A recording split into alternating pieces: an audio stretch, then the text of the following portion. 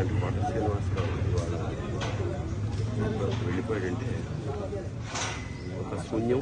కోట శ్రీనివాసరావు గారి స్థానం మాత్రం ఇంకెవరు పూరించలేరు, అది సత్యం.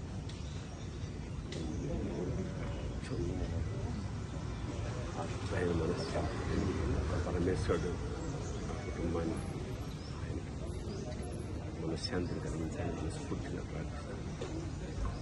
మాకు కూడా కొన్ని వందల వేల అనుభూతుల్ని మిగిల్చిన కోట ఇవాళ కూలిపోయి